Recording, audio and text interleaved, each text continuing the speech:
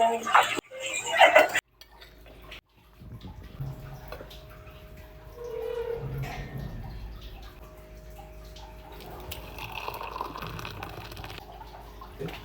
nga pala yung aking home remedy para kay Pipoy. Luya na may asukal. Napanood ko din lang siya sa YouTube. Bukod dun meron akong dextrose powder. At sa loob ng 4 na taon, 2 beses pa lang siya nagkasakit. Yung una nung siya ay bago pa lang dito sa bahay. Tapos ngayong taon na ito, nagkasakit siya.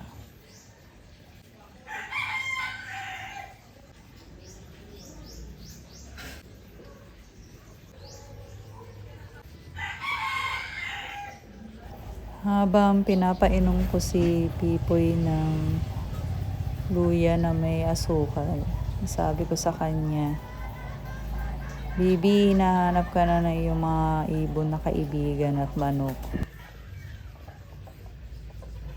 At hinayaan ko lang naman siya na kahit na nakahiga siya dyan.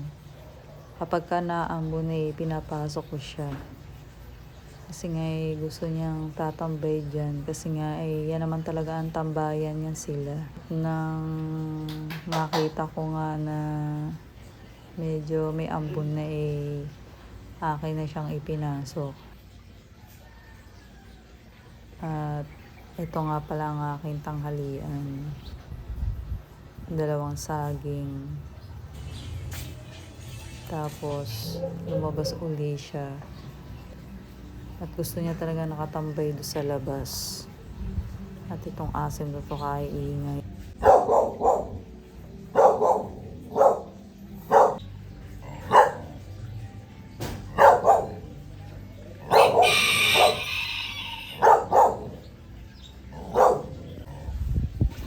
Tapos ito naman yung aking merienda. Kamote Q na maliliit ng slice. Araw-araw napakaraming ibon dyan sa Alatirisan. Kasi nga kapag ka nagpapatuka ng manok sila din naman yung umuubos. Kaya kung makikita nyo ang mga ibon dito ang tataba nila kasi nga sila yung umuubos nung patuka ng manok.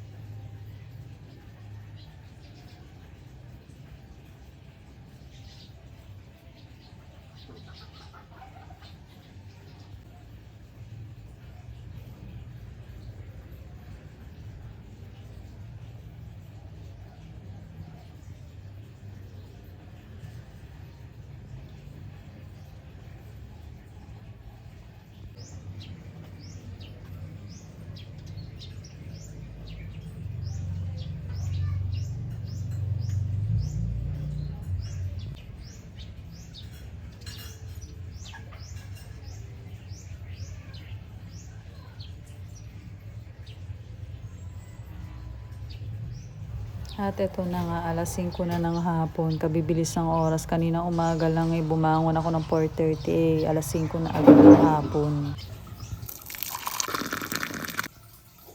At ito nga pala yung aking dinner na kahapon pa sana kakainin hindi ko na nakain. Kaya ngayon ko lang siya nakain. At si Bibing Pipoy tulog ng tulog, nagbabawi. At ito ang kanyang mga home remedies. At ito nga palang 2 magkapatid na to namatay na nga pala yung isa, anak ni Buwit.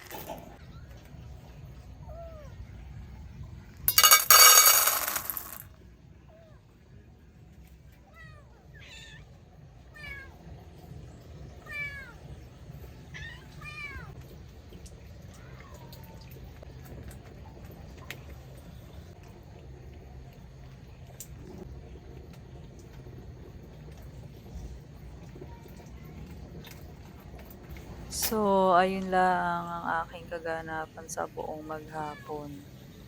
Maraming salamat sa inyong panonood. Adios.